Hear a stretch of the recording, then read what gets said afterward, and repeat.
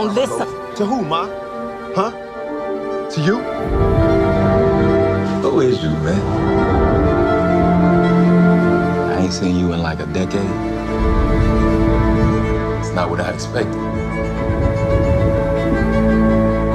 What did you expect? I feel like nowadays, you know, with Amber Alerts and kidnapping and people just living in fear, do you feel like that's still, people can still, you know, find a little boy, take him home for dinner, and give him back to his parents? Do you feel like that can happen now? Because I feel like that's such an important part of community.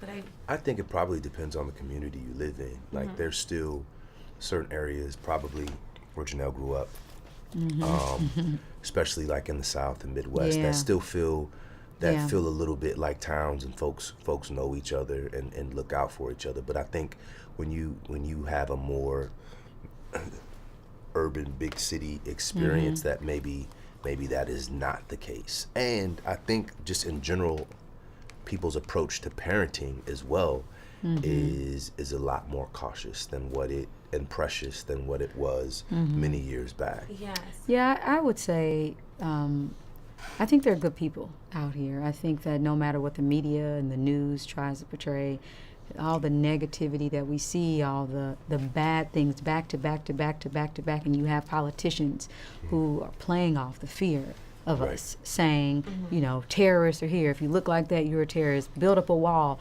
There's a lot of there are people who want to divide and conquer. They use divisive tactics. But in my heart, I know that humanity is better than that.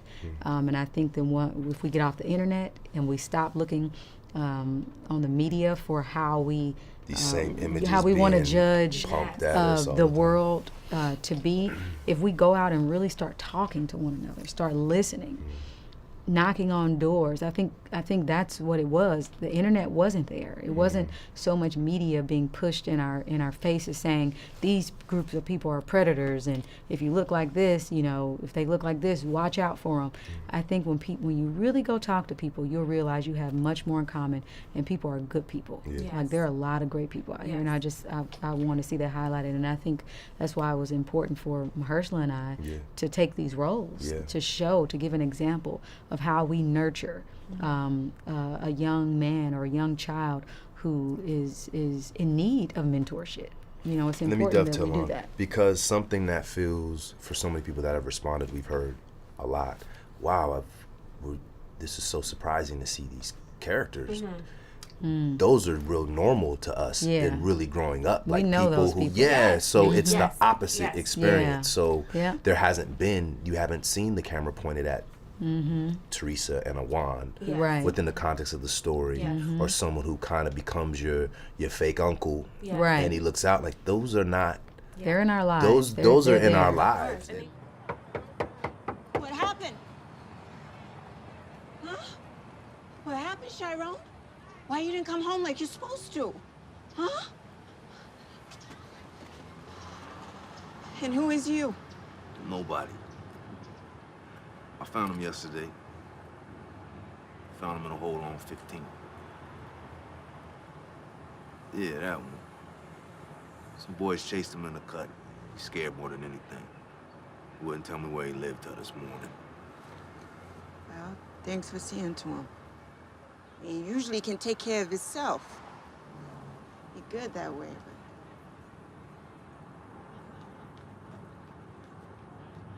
but... Little man.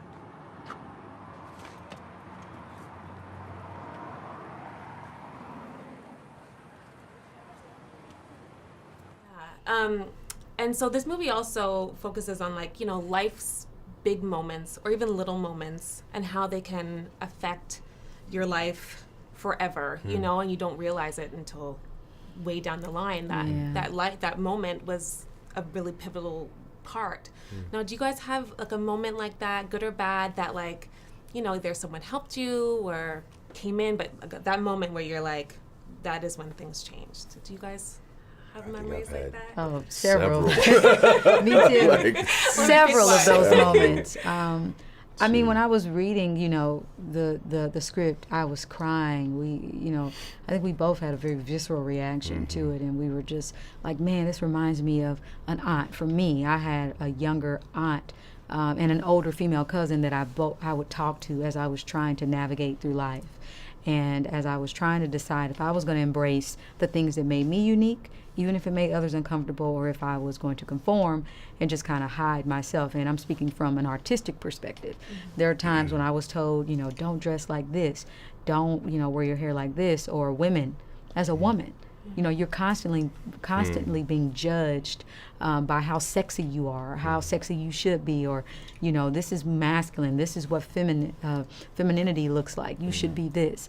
And I had to make some choices. And I think, Mahershala, you had a quote that you said to Chiron that, you have to decide who you're going to be. Right. And absolutely, in my life as an artist, just in general, I had to decide what kind of music I was going to make, how I wanted to be remembered, if I was going to, uplift and inspire, or if I was going to be a part of tearing down my community through my lyrics, through my art. I had to make those decisions, and it was women in my life who set me down, and I could talk through that with. Even if they didn't give me advice, just them listening, I could hear what I sounded like. I could vent. I could get these things that were stuck inside of me, that were frustrating me. I could hear them, and it just subconsciously just changed me. I just felt like I had support. Well, you made the right decision. Thank you so much, guys. Thank you.